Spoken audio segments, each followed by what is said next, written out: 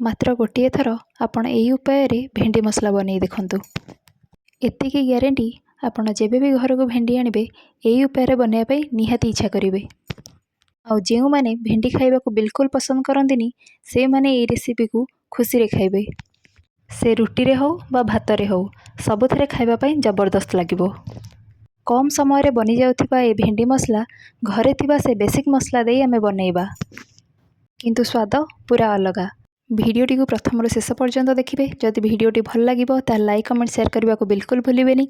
और जदि मो चैनल रे नुआ अछंती ताले प्लीज मो चैनल को सब्सक्राइब कर देबे। हेलो हाय फ्रेंड्स, नमस्कार, वेलकम टू आवर चैनल। ए रेसिपी बनाया पई मु नेची किछि भेंडी, ता साइड रे नेची अल्प जीरा, फाळे लेंबू, दुईटा पियाज को छोट छोट काटी नेची, ता साइड रे मु रखिछि टमाटो प्यूरी, ता साइड रे मोडे मसला गोले की रखिछि। प्रथमे भेंडी को भल भाबरे धोई दबा, तापरे देखंतु मु जेमिति काटुछि सेई भली शेप रे काटिबा। एमिति काटले कोन होय ना हमर मसलाटा भल भाबरे भेंडी भितर को जाए। एही भली आमे सब भेंडी को काटी दबा। तापरे गैस ऑन करी सेथिरे दबा कड़ाई। कड़ाई गरम हे गले सेथिरे दबा अल्प टिके तेल। तेल गरम हे गला परे आमे जो भेंडी सब काटिके रखिथिले ताकू सब दे दबा। तापर सेथिरे दबा अल्प हळदी गुंड, लंका गुंड, स्वाद अनुसार दबा लूण आ फाळे लेंबू रस चिपुड़ी ताको भल भाबरे फ्राए कर दबा।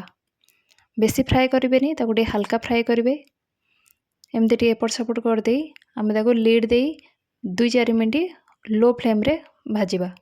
एबे 2-4 मिनिट हे जाईची, आमे लीड काढी देखिबा। देखंत हमर भेंडीटा एबे भल भाबरे हे जाईची। एतिकी फ्राए करिवे, अधिका फ्राए करिवेनी। तापरे आमे गोटे जगह रे काढी ताको साइड रे रखि दबा। तापरे गैस ऑन करी सेथिरे दबा कड़ाई। कड़ाई गरम हे गला परे सेथिरे दबा तेल। तेल गरम हे गला परे सेथिरे दबा जीरा। जीरा भी फुटी गलानी, सेथिरे दबा कटा पियाज। पियाज को टिके हल्का फ्राए कर दबा। बेसी फ्राए करबेनी, अल्प फ्राए करिवे। एबे फ्राए हे गला, आमे जो मसलाटा गोळेक रखिथिले ताकू दे दबा। मसला रे मु देइथिली हळदी गुंड, लंका गुंड, जीरा गुंड, धनिया गुंड आ गरम मसला। एति गोळेई मु रखिथिली ताकू दे दबा। दे देला परे सेथिरे आमे जो टमाटो प्यूरी करके रखिथिले ताकू भी दे दबा।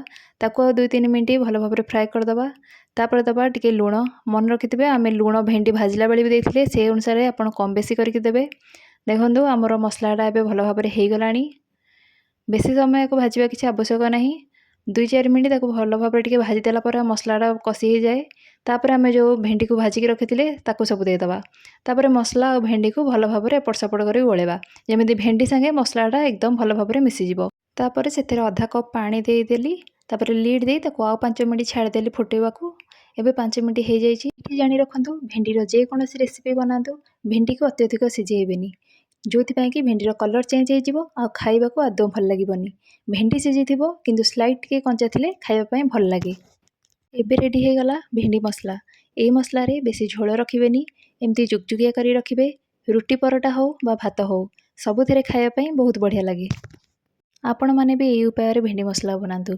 आज पई भिडियोटी एइठी रखुची, पुणी देखाबो आउ गोटे भिडियो रे। रहिली, नमस्कार, जय जगन्नाथ।